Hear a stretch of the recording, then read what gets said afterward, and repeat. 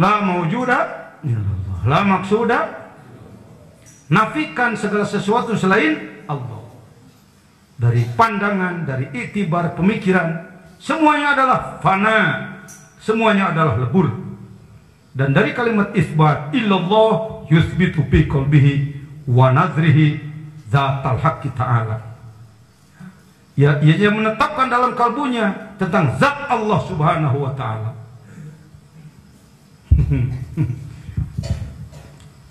Berani nggak ngomong begini? Tuhan di dalam diri saya. Pernah nggak ada penceramah ngomong begitu? Berani ngomong begitu pasti disambit itu. Ini enaknya Indonesia, masih ada cara. Sampaikan dengan seni. Oleh Mas Ebit disampaikan dengan seni, nggak ada yang protes. Tuhan ada di sini, di dalam jiwa ini. Berusahalah agar dia tersenyum. Berusahalah agar dia tersenyum. Du du du du du. Haram lagi. Du du du du. Oh oh oh oh oh oh. Kalau salawat dilakukan, nggak ada yang protes. Tapi kalau kiai ngomong begitu, kiai apa ini? Jaffar akhik al-ashbu bi shafatayk. Allah Allah Allah Allah Allah. Salli ala. Wal wardatil hamra fi khaddayk. Wal wardatil hamra fi khaddayk. Masyaallah, masyaallah. Coba kiai setiap menjelang sholat lantunkan nazam seperti tadi, itu luar biasa. Lagu pacaran Ummu Kulsum, tahu? Ini Indonesia ini terlalu ke Arab-Araban. Saya setuju cinta Arab dari sisi iman Rasulullah di sana, tapi jangan tertipu, budayanya dianggap ibadah semua. Merekah kedua bibirmu yang merah, amin amin. Rona merah di pipimu sayang, amin Allah. Tolong, jangan nyebut tolong, suka menyinggung perasaan. Kurang sensitif. Siapa yang begitu? Nggak tahu. Hati-hati. Oh pantas. Itulah dulu Sunan Kalijaga oleh para wali yang lain diprotes. Sunan, Raden Syahid Raden, pakaiannya jangan begitu. Itu bukan pakaian Islam. Oh enggak apa-apa. Ini untuk lebih menyesuaikan dengan situasi. Jadi kalau wali mesti gitu ngomongnya. Maaf, bukan. Keliru lagi. Budaya apa itu budaya? Baik. Paham ya? Dari kalimat ilah apa itu? Menafikan la ilah, kalimat nafi, menafikan segala sesuatu selain Allah. Jangan ada di mana dia? Di kalbu. Kalau mau punya, please genggam di tanganmu harta. Mobil genggam di tangan, duit, emas, ruko, apa lagi? Pokoknya apapun, silakan di tangan. Jangan di sini. Kalau di sini mengganggu, sulit tidur bisa. Hadirin rahimakumullah. Sedangkan dari apa tadi? Dari kalimat illallah, menetapkan zat Allah. Jadi Allah firman dalam hadis kudzinya, wa fi sirri ana. Apa katanya? Yang kencang ngomongnya. Ini lama ditakut-takutin, ini orang trauma sindrom ini. Wa fi sirri ana. Di dalam sirri ada aku, kata Allah. Itu yang diangkat oleh para seniman. Tuhan ada di sini. Jangan sebut engkau di atas sana ya Allah. Kapan engkau mau turun? Kira-kira engkau di atas Pegal ya Rabbi. Coba ke sini ke Pekalongan. Hati-hati dengan kata-kata dia di atas sana. Jangan dianggap itu hakikat bahwa Allah di atas sana. Yuk ngomong, depan belakang, kanan kiri, atas bawah, luar dalam, dicakup oleh Allah. Ini karena enggak semata-mata bedah kitab, pakai latihan kalimat. Nah, ini latihannya gitu. Ayo ngomong. Depan, belakang, kanan, kiri, atas, bawah, luar, dalam, dicakup oleh Allah. Habis sirri ana. Di dalam sirri ada aku. Tuhan ada di sini. Kalau mau disambungkan dengan lagu Indonesia, begitu. Mau yang lagu yang Arab, cari sendiri. Jangan dianggap Tuhan di ini kalimat simbol. Kalimat simbol menunjukkan Allah maha luhur, maha tinggi. Bukan Allahnya di atas sana, duduk di tempat atas, bukan. Masih kurang yakin? Ini saya mau nanya, apakah Allah itu dekat? Yakin? Tidak ragu-ragu? Alhamdulillah. Apakah pernah maksiat? Allahnya kemana? Anda mengatakan dekat dan yakin, itu yakin mulut itu, bukan yakin rasa itu. Kalau nggak nyebut yakin nanti disebut nggak yakin. Kalau nggak yakin dianggap nanti imannya kurang. Yang disebutkan yakin di sini merasakan dekatnya Allah.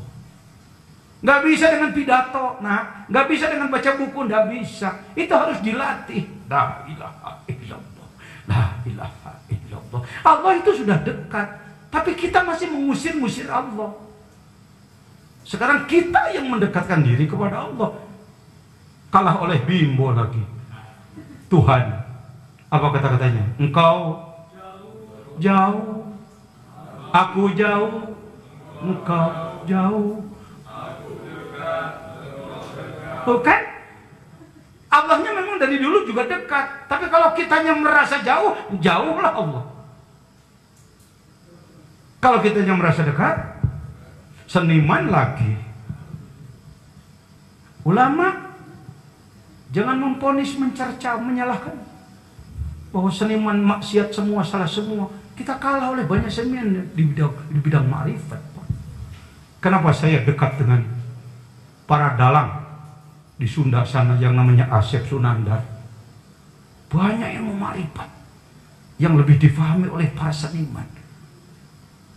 Kitabnya bukan kitab Arab, itu disebut Wilanjana-Wilanjani. Apa katanya? Kenapa saya kemarin di Batam, saya yang diminta untuk memberikan tausiah di saat milad paguyuban Kasunan yang ke-1 abad. Ya, 1 abad.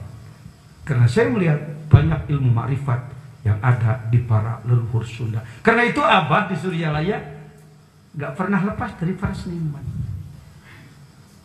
Maaf, mungkin ada yang terlalu fikih, begitu datang menghadiri ulang tahun di Suryalaya bisa heran-heran. Ini apa main kecapi di depan masjid? Teng dang dang ding dang dang dang ding ding ding dang ding ding ding ding. Saya sendiri pertama datang, ini apa-apaan ini? Terus kok begini? Saya perhatikan liriknya. Diperhatikanlah liriknya, lirik marifat yang di dalam kitab-kitab kurang ditemukan tingkat makrifat sampai ke arah itu. Baik, apa selanjutnya? Wa yantur wujud dzatil haqqi nadrul baqa. Maka dipandang, diyakini bahwa Allah adalah abadi. Wa fi akhiriha, ketika Anda selesai melaksanakan, kalau tingkat dasar yaitu ba'da sholat fardu 165, dawamkan itu, jangan anggap remeh itu. Untuk menjadi orang yang dawam mengamalkan la ilaha illallah 165 setiap pada sholat nggak mudah. Diawali dengan memaksa diri dulu itu. perbandingan antara yang menerima talqin mengamalkan dan menerima talqin belum mengamalkan, saya kira lebih banyak yang belum mengamalkan. Jujurlah. Yang hadir di sini juga belum tentu istiqomah mengamalkan semuanya. Jangan tersinggung ya. Tersinggung apa enggak? Harus tersinggung. Orang yang enggak tersinggung enggak punya perasaan. Tapi jangan gondok gitu. Tersinggung jangan. Sedangkan nanti meningkat. Mulailah mungkin setelah sholat malam, bangun jam 2, jam 3, zikirlah mungkin 1000. Nanti naik lagi kepada 3000, 5000, naik lagi sampai kepada 10.000, nanti naik lagi kepada 100.000. Terus. Ini kitabnya. Zikir yang menjelaskan tentang mengamalkan sampai muraqabah 20 tingkat, satu tingkatnya kurang lebih 10.000 atau 1,5 jam atau 2 jam. Ini kitab. Saya cuplik sedikit kitabnya. Ini sudah disusun oleh Syekh Khotib Sambas 200 tahun yang lalu sudah. Kenapa dari Suryalaya tidak cepat dikeluarkan ini? Mungkin pengarsa Abah sangat bijaksana, tidak mau merepotkan murid. Biarlah amal-amalan yang berat Abah yang mengerjakan. Anak-anakku tinggal yang enaknya aja, nggak usah ikut masak, makannya aja. Allahu Akbar, Allah. Nah sekarang beliau sudah wafat, mau terus manja begitu? Makanya buatlah di Pekalongan ini zawiyah, Pak Haji. Tempatnya sudah ada sih kira. Buat zawiyah dengan hormat Al-Mukarram Yai Haji Jahri dan para ulama TKN khususnya di sini. Saya tidak janji, tapi insya Allah selama diperlukan saya akan membantu. Ya, membantu. Nanti mulai dulu di Sukabumi dulu. Sebenarnya di Suryalaya, tapi di Suryalaya dengan hormat keluarga sangat sibuk untuk urusan begini, kurang ada yang ngurus. Tempatnya sudah ada sindang lowang, tempat enak, di blok di depannya ada danau, bangunannya sederhana, nikmat zikir di situ. Nah, dengan hormat seizin keluarga, seizin saya mohon izin ke Haji Baban Kiai Injen ya, selalu mengatakan zawiyah, jangan zawiyah, jangan kemana-mana beliau selalu zawiyah. Arti zawiyah, buatlah tempat khusus untuk berzikir, coba adakan peningkatan zikir di situ. Khotaman yang cuma 15 menit itu penting, dan bagi yang sangat malas segitu itu berat gitu. Ya, segitu itu berat. Wong masih ada ikhwan TKN yang seminggu sekali juga enggak khotamannya. Ada apa enggak? Wonten apa ora? Kata gitu. Jangan apa-apa, yang sudah ya sudah. Kedepannya nanti adakanlah minimal sebulan sekali khataman tam. Sudah ya? Sudah, ini bagus. Itu dari hasil obrolan kita kan. Ngobrol-ngobrol ringan sambil ngopi, ngobrol, dicoba. Gitu aja. Ternyata kuat ya. Ternyata kuat. Tidak ada yang matanya lepas karena ikut khataman tam 3 jam. Tidak ada. Tidak ada yang giginya lepas, tidak ada. Kecuali ada yang lepas mungkin tadinya memang sudah longgar gitu ya. Lalu pas khataman lepasnya tidak apa-apa. Itu bukan karena khataman. Nah, nak lagi. Saudara-saudara sekalian, ada sebuah daerah, sebuah provinsi, di situ banyak sekali ikhwan di Sumatera sana. Ketika reformasi mengalami kolab bisnisnya kolab. Mayoritas dari mereka adalah di real estate bisnis. Real estate kan di masa-masa reformasi mengalami goncangan luar biasa. Kawan-kawan bicara secara secret kepada saya, jangan gimana ini, Manakiban harus lanjut dan kami tidak punya wakil talqin. Kami harus selalu mendatangkan dari Jawa. Bagaimanapun perlu transportasi dan bagaimana. Saya katakan, memang kenapa bisnis kami begini-begini. Manusiawi kalau ngomongin bisnis. Fluktuatif pasang surut itu biasa sebenarnya. Dan jangan pernah merasa bahwa kalau ngomong bisnis itu merasa bukan Islam. Rasulullah bisnismen. Bagaimana jalan kegiatan keagamaan kalau tidak ada biaya? Bagaimana ada biaya kalau nggak ada usaha? Hati-hati ya, ini kepada para ustadz ya. Kita kalau jadi ustadz kan enaknya menerimanya aja, nyarinya nggak bisa kan? Jujur.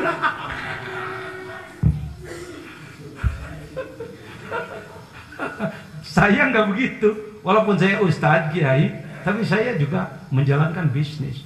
Duh, bisnis apa Pak Jija? Catering. Catering apa? Tuh santri 400 sama aja saya punya rumah makan kan. Jadi pagi sore pelanggannya 400 orang, 400 kali 1.000 rupiah, lumayan. Jangan anggap kiai nggak bisnis ya. Maka dengan hormat saya kalau diundang kemana-mana sering mengatakan jangan merepotkan panitia. Kendaraan kami ada, tempat kami ada, supaya tidak jadi ustadz yang nunggu-nunggu pemberian dari panitia. Pas mau pulang balik lagi.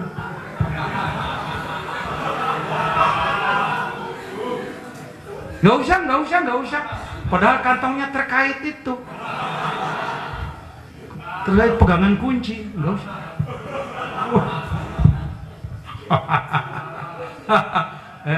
Karena bagaimanapun saya pembimbing para mubalik Surya ya, jadi nggak apa-apa ngomong gini ya. Memang tugas saya supaya ikhlas.